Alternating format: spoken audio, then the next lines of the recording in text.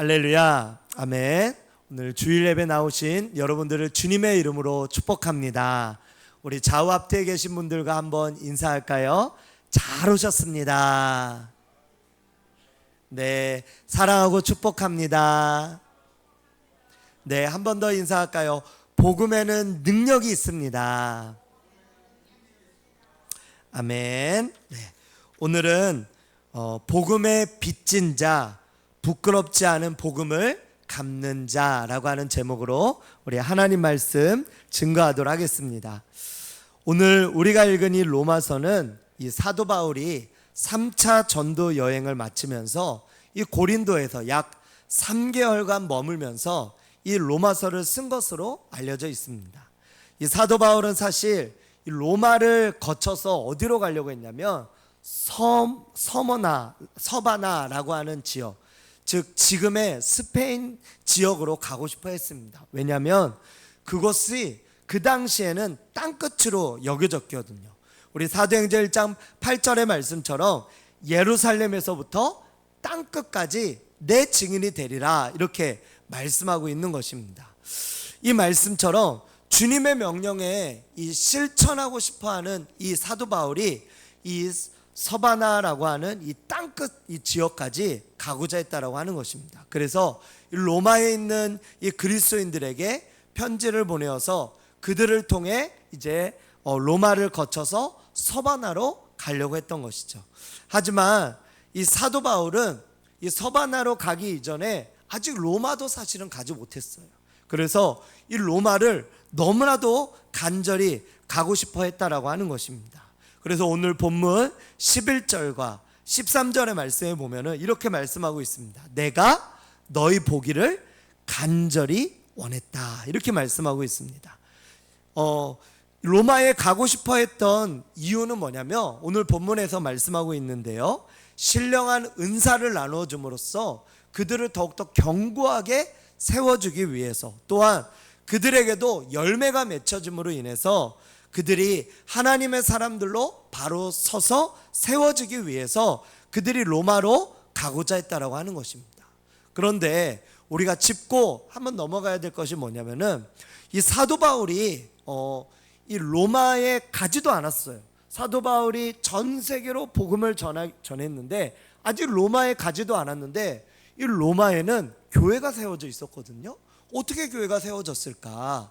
우리 성경에 보면 사도행전 2장의 말씀에 보니까 오순절 날에 그때의 여러 그 나라에서 왔던 사람들이 이제 오순절을 세기 위해서 왔었을 때 그때 성령을 받게 되어지잖아요. 그런데 그때 성령을 받고 이 베드로가 이 설교를 하게 되어지면서 은혜를 받고 성령을 받은 그 사람들이 이제 돌아가서 이 로마에서도 예수님을 증거하며 예수님을 전하게 되어졌다라고 하는 것입니다. 그래서 이 사도 바울은 로마에 꼭 가고 싶어 했다라고 하는 것입니다. 그런데 진짜 로마에 가고 싶어 했던 그 사도 바울의 이유가 있었어요. 그것은 바로 뭐냐면은 오늘 PPT에 말씀하고 있는 것처럼 빚진 자이기 때문입니다. 한번 따라해 볼까요? 빚진 자. 빚진 자의 마음을 가지고 있기 때문에 그렇다라고 하는 것입니다. 오늘 말씀 우리 로마서 1장 14, 15절의 말씀을 같이 한번 읽어보도록 하겠습니다. 로마서 1장 14절, 15절 말씀인데요, 우리 같이 한번 읽어보도록 하겠습니다. 시작. 헬라인이나 야만인이나 지혜 있는 자나 어리석은 자에게 다 내가 빚진 자라.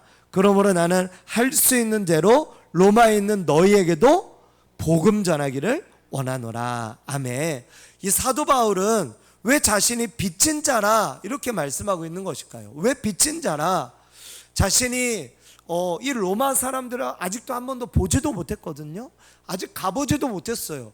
그런데 왜 로마에 가고 싶어하고 왜 그들에게 복음을 전하려고 하고 빚진 자의 마음을 가지고 왜 그들에게 나아가려 하는 것일까? 첫째는 그가 유대인들과 이방인들을 핍박했던 핍박자였기 때문에 그렇습니다. 사도행전 9장의 말씀에 보면은 그가 다메섹이라고 하는 곳으로 갈 때 예수님을 만나게 되어져요. 그런데 그 이전에 그는 어떤 사람이었냐면은 그는 바리새인이었고 하나님을 잘 믿고 섬겼던 하나님의 사람이었어요.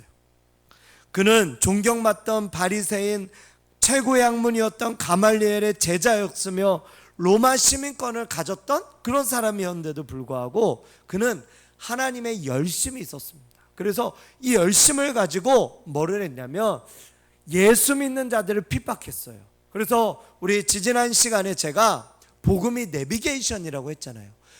이 복음, 이 제대로 된 하나님의 어떤 신앙을 가지고 나아갔어야 되는데 그렇게 하지 못했던 거예요. 그래서 그가 잘못된 열심으로 그 예수 믿는 자들을 핍박함으로 인해서 그가 예수님을 만나고 그리고 그가 완전히 뒤집어진 것입니다. 그래서 그가 핍박자였던 자가 이제는 전도자로 바뀌어지게 되어진 것이죠. 과거에 많은 이들을 죽이고 핍박했던 그가 이제는 하나님 앞에서 내가 예수님을 증거하는 하나님의 사람이 되어진 거죠. 그러다 보니까 자신이 과거에 그렇게 그들에게, 그 이방인들에게, 또 예수 믿던 자들에게 그렇게 행했던 핍박자의 마음을 가지고 있다 보니까 그는 빚진 자의 마음을 가지고 있었다라고 하는 것입니다. 또 한 가지 이것이 더 중요한 것 같은데요. 뭐냐면 이방인들로 인하여서 자신이 구원받았다고 믿었기 때문입니다. 갈라디아서 2장 8절의 말씀에 보니까 나를 이방인의 사도로 삼으셨다, 이렇게 성경이 말씀하고 있습니다. 즉 사도 바울은 하나님께서 이방인의 사도로 삼으셨다라고 하는 거예요. 그는 자신이 예수님 믿는 자들을 핍박하던 핍박자에서 이제는 하나님 앞에 구원받아서 하나님의 은혜를 누리며 살아가는 하나님의 사람이 되어졌는데, 그런데 이게 누구 때문이냐? 바로 하나님께서 나를 통해 저 이방인들에게 예수님을 증거하라고 나를 구원하셨다라고 하는 거예요. 할렐루야. 내가 구원받은 이유가 무엇 때문이라고요? 저 이방인들에게 예수님을 전하라고. 그래서 이 사도 바울은 저 이방인들에게 전하게 하기 위해서 나를 하나님께서 구원하셨으니, 나와 같이 핍박자고 예수 믿는 자를 죽이려고 앞장섰던 그런 잘못된 열심 속에서 살아갔던 나였는데, 하나님께서 나와 같은 자를 다시 살리신 이유는 바로 저 이방인들을 구원하게 하기 위해서 나를 살리셨다. 그러므로 저들 때문에 내가 그동안 어떤 가려진, 나의 어떤 눈이 가려진 어떤 모습으로 살아갔다라고 한다면은 이제는 저들 때문에 내가 눈에 비닐이 벗겨지며 제대로 보는 하나님의 사람이 되어졌다라고 하는 것입니다. 그래서 지금 이 사도 바울은 자신이 구원을 받은 것은 전적으로 그들 때문이다. 그들을 구원할 사명이 있기에 자신이 구원받았다는 하는 마음을 가지고 있기에 이 사도 바울은 저들 때문에 내가 구원을 받은 것이기에 나는 할 수 있는 대로 로마에 가서도 그들에게 복음을 전하기 원한다. 나는 전 세계에 예수님을 증거하는 하나님의 사람이 되기를 원한다. 그게 바로 사도 바울의 마음이었다라고 하는 것입니다. 사랑하는 여러분, 이것을 한번 우리들에게 한번 적용하기를 원합니다. 저희도 지금 이렇게 교회 나와서 예수님을 믿고 또 예배를 드리고 은혜 안에서 살아가고 있습니다. 그런데 우리가 이렇게 구원받은 이유가 무엇일까요? 하나님의 은혜로 우리는 구원받았어요. 우리는 오늘 예수님을 믿고 이 자리에서 예수님을 믿고 또 구원받았다고 이렇게 영접함으로 고백하는 모든 분들은 지금 이 시간 이 세상을 떠나도 천국에 들어갈 수 있는 줄로 믿으시기 바랍니다. 그렇다면 이것이 나의 어떠함 때문인가요? 그렇지 않습니다. 바로 하나님의 은혜 때문이죠. 그러면 왜 하나님이 나에게 그 은혜를 부어주셨는가? 바로 저 밖에 아직도 예수님을 몰라서 죽어가는 저 영혼들을 구원하라고. 내가 구원받은 이유는 저 영혼들 때문에 내가 구원받았다라고 하는 것입니다. 그러므로 내가 이렇게 하나님의 은혜를 누리며 이렇게 원래는 사도 바울처럼 예수님을 몰라서 핍박자였고 폭행자였고 박해자였던 나였는데 예수님을 믿는 믿음으로 인하여서 변화되고 바뀌어지게 되어진 것이 바로 저 밖에 있는 저들을 구원시키기 위해서 하나님께서 나를 바꿔주시고 변화시켜 주셨다라고 하는 것입니다. 그러므로 내가 구원받은 이유는 누구 때문이에요? 저들 때문이기 때문에 저들로 하여금 내가 빚진 자다라고 하는 겁니다. 그래서 우리는 빚진 자의 마음을 가지고 저들에게 예수 그리스도를 증거하며 전하며 나아가는 저와 여러분들 되시기를 주님의 이름으로 축원드립니다. 사도 바울은 그러므로 이렇게 확신으로 고백을 합니다. 로마서 1장 16절에 이렇게 말씀하고 있는데요, 한번 같이 한번 읽도록 하겠습니다. 16절 시작. 내가 복음을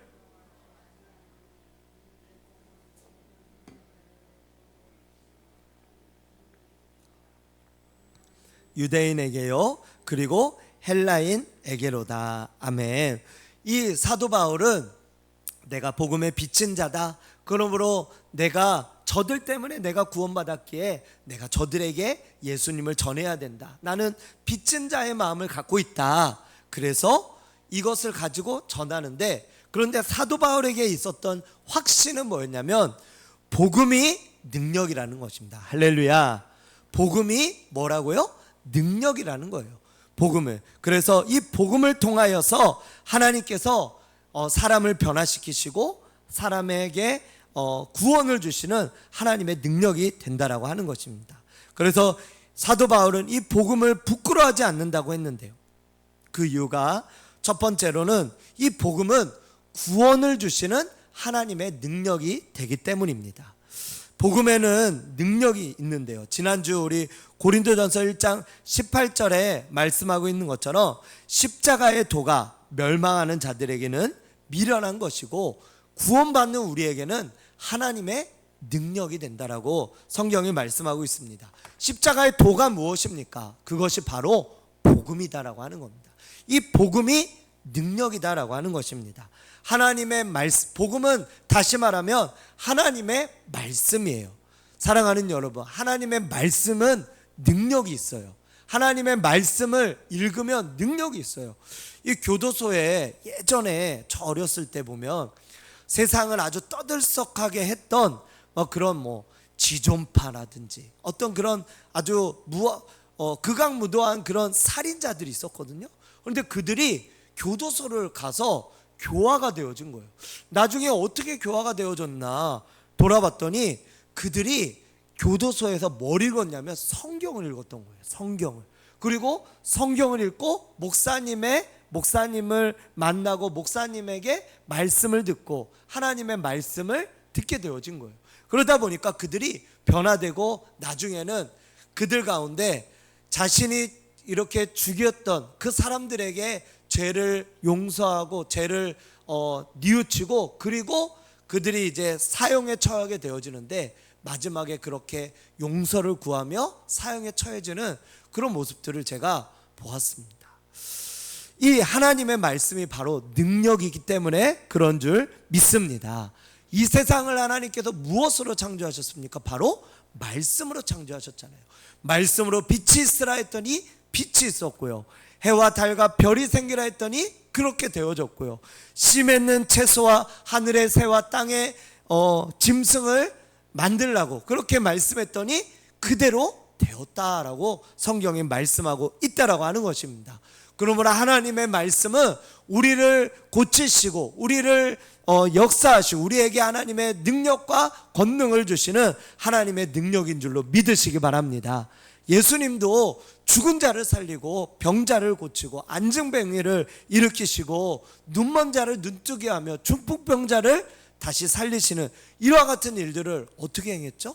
바로 하나님께서 이 예수님께서 말씀으로 했다라고 하는 것입니다. 말씀으로. 어떠한 백부장이 말합니다. 내 하인이 죽게 되어졌습니다. 그러자 예수님께서 가서 내가 고쳐주마 그랬더니 그 하인이 그 백부장이 말하죠.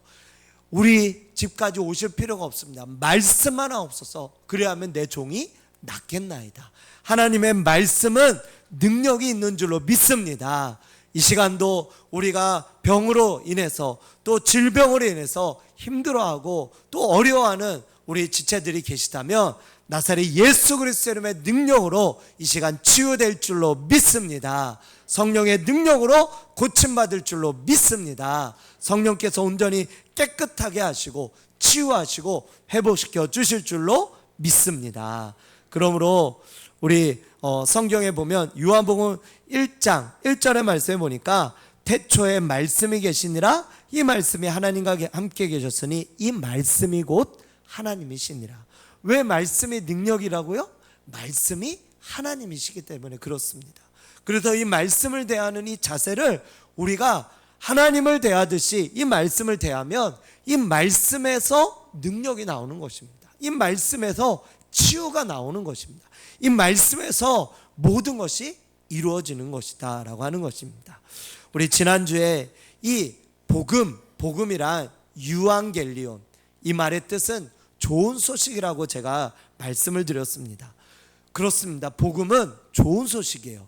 그런데 단순히 좋은 소식이 아니라 이 복음은 온 백성에게 미칠 큰 기쁨의 소식이에요.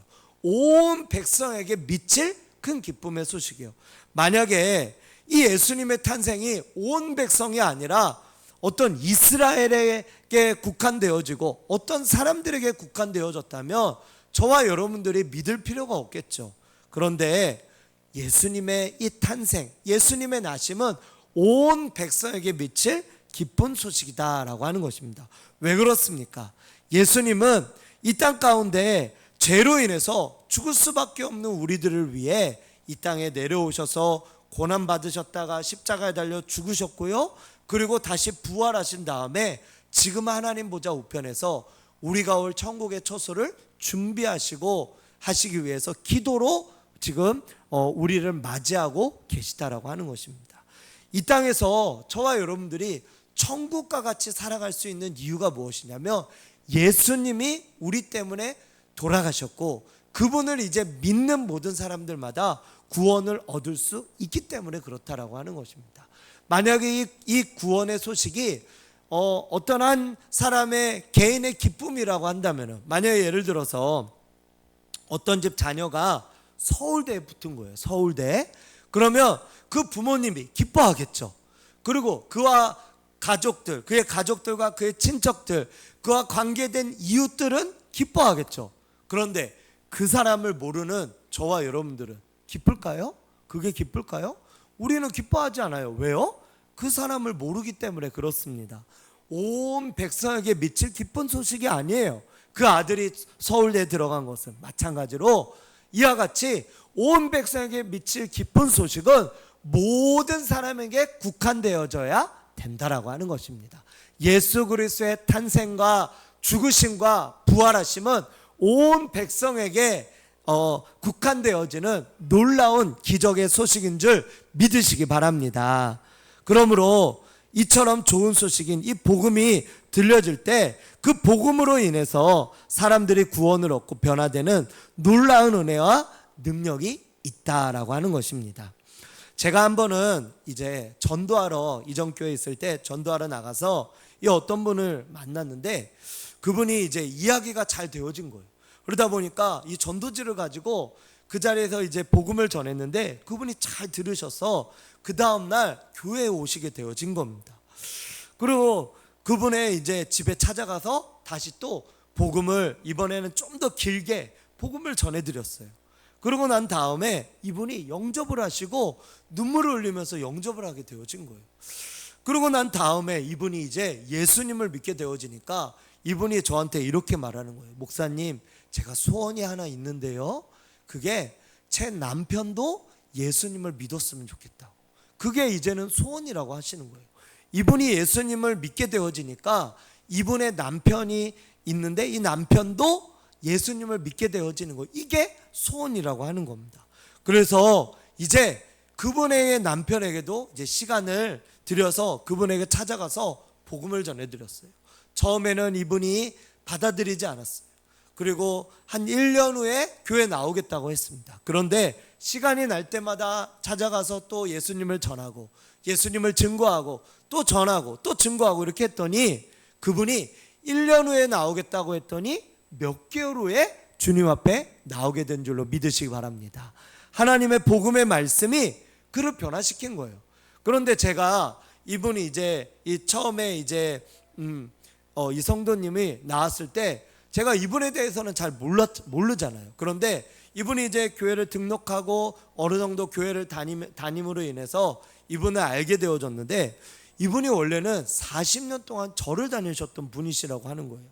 그러면서 주변에서 이분이 교회를 나오게 하려고 그 동네에서 한 65년을 사셨는데, 그 동네에서 한 40년 동안 바로 옆집에 권사님이 사셨대요. 타교의 권사님이.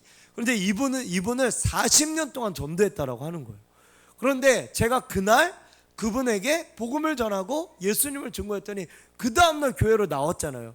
그랬더니 그 옆에 계신 그 권사님이 너무나 서운해 하시는 거예요. 왜요? 40년 동안 전도했는데 교회 안 나왔는데 처음 만난 저로 인해서 이 교회를 나오게 되어지니까 이 교회 나오게 되어진 이 권사님이 너무나 좋지만 또 자신의 또 교회에 나오지 못한 것에 대한 아쉬움이 있었다라고 하는 거예요.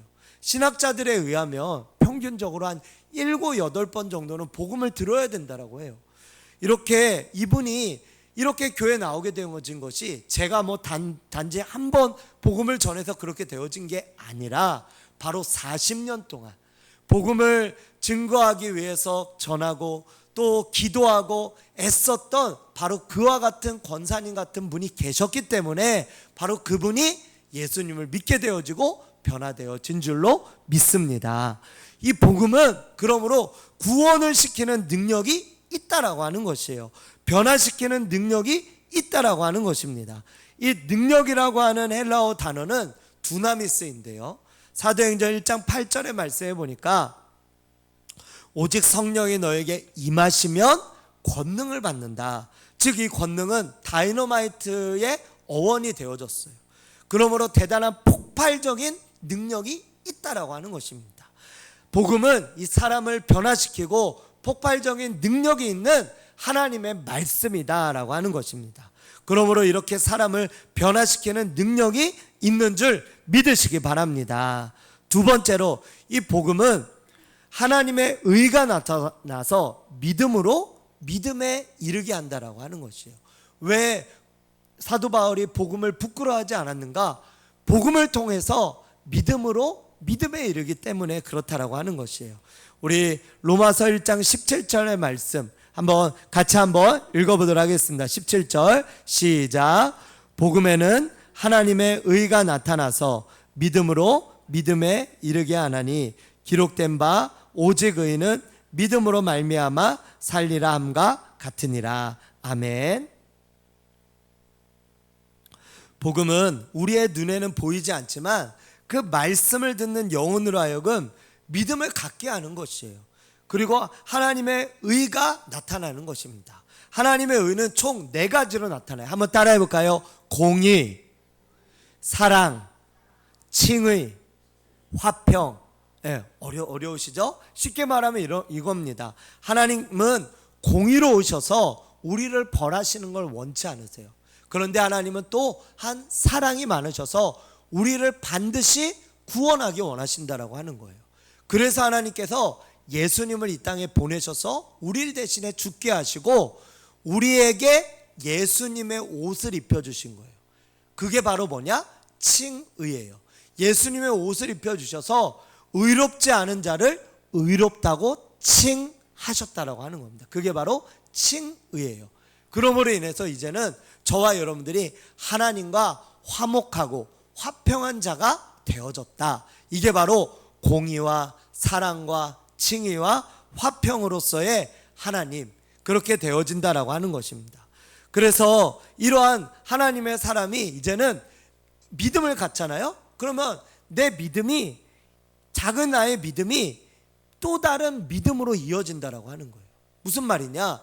내가 예수님을 믿게 되어졌어요. 이것이 어떻게 믿게 되어진지 모르겠는데 하나님의 은혜로 내가 믿게 되어진 거예요. 그러면 그 다음에 더 큰 믿음이 주어지려면 어떻게 해야 돼요? 나의 작은 믿음을 이제 사용해서 이렇게 예배에도 나오고 또 기도도 하고 성경도 읽고 이렇게 하나님께 순종하며 살아가다 보니까 믿음이 또 다른 더 큰 믿음으로 믿음으로 이어지는 역사가 있게 되어졌다라고 하는 것입니다. 할렐루야. 그러므로 저와 여러분들이 믿음으로 이어지는 놀라운 역사가 있는 줄로 믿습니다. 그래서 마지막에 뭐라고 말씀합니까? 오직 의인은 믿음으로 말미암아 살리라. 믿음으로 말미암아, 저와 여러분들은 믿음으로 말미암아 사는 사람들인 줄로 믿습니다. 마지막 세 번째로 우리가 복음을 부끄러워하지 않는 이유는 바로 뭐냐면, 복음에는, 한번 따라해 볼까요? 복음에는 변화시키는 능력이 있기 때문이다. 아멘. 이 시대 가운데 복음을 받아들인 나라들을 한번 보십시오. 복음을 받아들인 나라와 복음을 받아들이지 않은 나라들 한번 보세요. 제가 이렇게 지금까지 많은 나라들을 이제 선교를 갔다 왔는데, 이 선교를 갔다 온 나라들을 가만 살펴보면은 그들이 다 복음을 받아들이지 않은 나라잖아요. 그럼 뭘 믿고 있냐? 다른 거를 믿고 있는 거예요. 뭐 불교를 믿고 또 어떤 이슬람 종교를 믿고, 그리고 그 나라들의 거의 대부분의 공통점이 뭔지 아십니까? 잘 못 산다는 거예요. 나라가 잘 못 살아요. 예수님을 안 믿고 복음을 받아들이지 않은 나라들은 잘 못 살아요. 그런데 여러분, 복음을 받아들인 나라가 있어요. 복음으로 세워진 나라가 있어요. 그 대표적인 나라가 어느 나라냐면 바로 미국입니다. 미국은 어떻게 해서 세워졌냐면 18세기에 초창기 이 청교도인들, 영국에서 있던 청교도라고 하는 경건한 하나님의 사람들이 신앙의 자유를 위해서 신대륙을 향하여 나아갔는데, 그래서 찾은 곳이 바로 어디냐? 미국인 거예요. 미국. 그래서 그 미국에서 이제 그들은 예수님을 잘 섬기려고 그렇게 몸부림을 쳤어요. 그래서 뭘 했냐? 그들이 먹고 살 것은 없어도, 집은 없어도 교회는 세웠고요. 그리고 그들이 먹고 살 것은 없어도 하나님께 예물은 드렸고요. 그리고 처음 난 수확, 그 열매들은 첫 수확이라고 해서 하나님께 올려드리며 하나님 앞에 나아갔다라고 하는 것입니다. 하나님께서 이렇게 신앙의 토대 위에 세워진 바로 이러한 나라인 이 미국을 하나님께서 세계 제일의 나라로 세워줬지 않습니까? 그런데 이렇게 미국만큼 급부상하는 나라가 있어요. 그 나라가 또 어디인지 아십니까? 어디예요? 바로 우리나라예요. 대한민국입니다. 여러분들, 우리나라가 원래 처음부터 잘 산 게 아니었잖아요. 우리나라가 그 6.25 사변이 이제 있었는데요. 그 6.25 이후에 유엔에서 공식적으로 세계에서 가장 가난한 나라로 뽑힌 게 바로 우리나라였어요. 그래서 우리 동남아 중에 가장 가난한 나라가 방글라데시인데, 이 방글라데시보다 더 가난했고요. 그리고 지금은 우리와 너무나 차이가 많이 나지만 그때는 필리핀이 우리나라보다 잘 살았어요. 그래서 필리핀이 우리나라에 원조를 보내고 도움을 줬다라고 하는 것입니다. 우리나라가 1970년대부터 이제는 잘 살아보세요 운동이 일어나고, 선교사님들이 약 140여 년 전에 복음을 증거하며 이 땅 가운데 하다 보니까 이 교회가 부흥을 하게 되어진 거예요. 그런데 교회가 부흥을 하면서 일어난 것이 뭐냐? 경제적인 성장이다라고 하는 겁니다. 그래서 지금은 경제가 성장하면서 세계에서 10위권에 드는 그런 부강한 나라가 되지 않았습니까? 제가 작년에 이 튀르키예와 그리스 선교를 다녀왔다 그랬잖아요.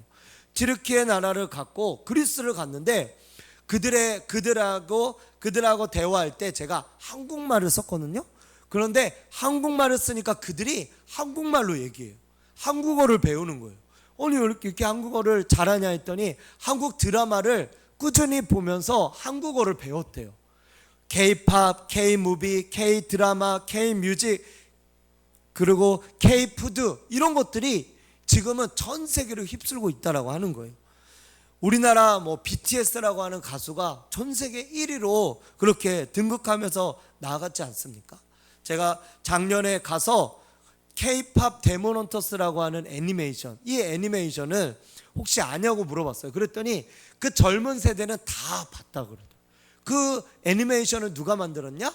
우리가 만들었어요. 우리 한국이 만든 거예요. 그래서 그들이 그것을 보며 우리 대한민국을 꿈꾸는 거예요. 그래서 예전에는 아메리칸 드림이 있었으면 지금은 뭐가 있는지 아십니까? 코리안 드림이 있다라고 하는 것입니다. 이와 같이 왜 이러한 일들이 일어났냐면 하나님께서 저와 여러분들 이렇게 우리나라를 세우시고 높이신 이유가 우리가 잘나서가 아니라 바로 우리나라가 복음을 붙들었기 때문입니다. 우리의 교회가 복음을 붙들었기 때문에 그래요. 우리나라의 저기 깡촌 시골 한번 가보십시오. 저 먼 시골에도 교회가 없는 곳이 없어요. 우리나라는. 그리고 우리나라에서 이제 교회가 부흥되고 성장하고 이렇게 조금만 하면은 뭘 하는지 아십니까? 선교를 하는 거예요. 해외 선교하면서 교회 세우고 또 국내의 어려운 교회들을 돕고 미자립 교회들을 돕고 어려운 성도들을 돕고 이렇게 하면서 선교하며 영혼을 구원하며 하나님의 복음을 전하기에 힘쓰는 나라가 바로 우리 대한민국인 줄로 믿습니다. 그렇기 때문에 하나님께서 우리나라를 사용하셨다라고 하는 거예요. 우리나라를 사용하시는 거예요. 그래서 하나님께서 이러한 나라를 사용하심으로 인해서 전 세계를 변화시키고 복음을 전하는 하나님의 사람이 되게 하기 위해서 이렇게 변화시킨 줄로 믿습니다.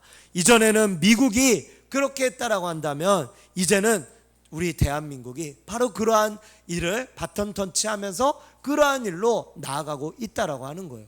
전 세계 그 선교사를 가장 많이 파송한 나라가 미국이었지만 이제는 그게 바뀌었어요. 우리나라가 선교사를 가장 많이 파송하고 있다라고 하는 것이에요. 예전에 우리 초기 선교사님들도 보면 우리나라 가운데 들어왔을 때 우리나라의 그 명문 대학인 그 연세대학, 이 연세대학도 언더우드 선교사님이 연희학당이라고 하는 데서부터 시작이 되지 않았습니까?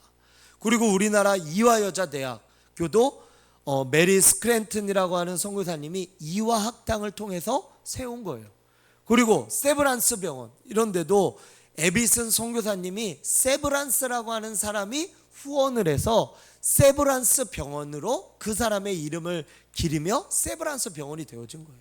하나님께서 이와 같이 선교사님들의 손이 안 닿은 것이 없게 우리나라를 세웠다라고 하는 것입니다.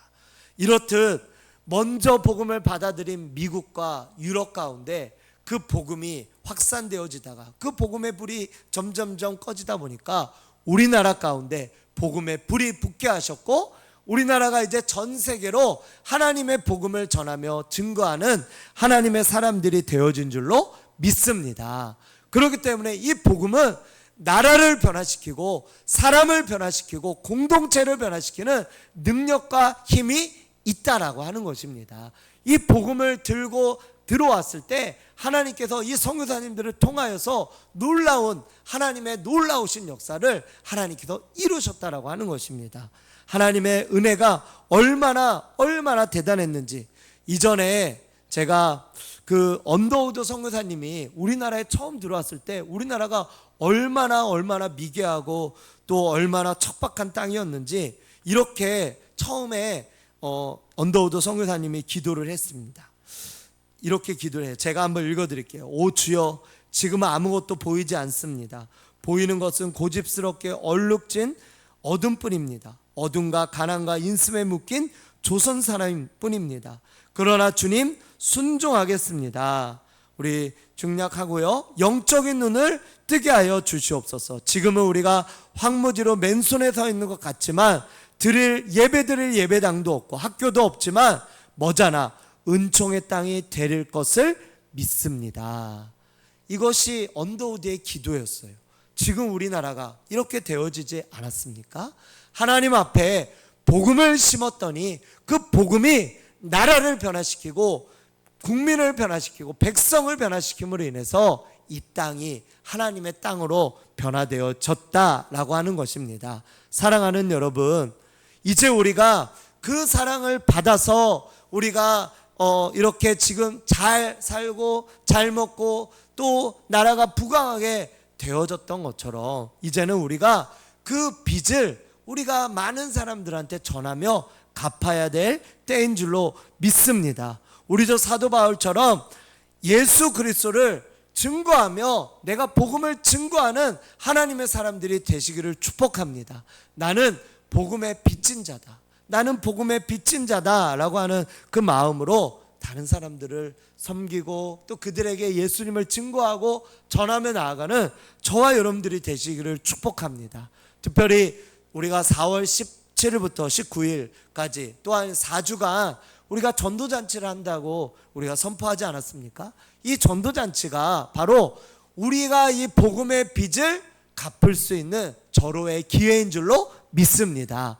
이 전도잔치를 통하여서 예수님 믿지 않는 많은 사람들에게 예수님을 증거하고 그들을 주님의 교회로 초청하고 전함으로 인해서 그들을 통하여 이 평택 땅이 복음화되어지고 대한민국이 복음화되어지고 전 세계가 복음화되는 놀라운 역사가 있기를 소원합니다. 그 일을 이루기 위해서 누가 해요? 저와 여러분들이 바로 그 일을 행하며 나아가게 될 줄로 믿습니다. 하나님 앞에 저와 여러분들 모두가 그 일을 이루며 나아가는 저와 여러분들 되시기를 주님의 이름으로 축원드립니다. 기도하겠습니다.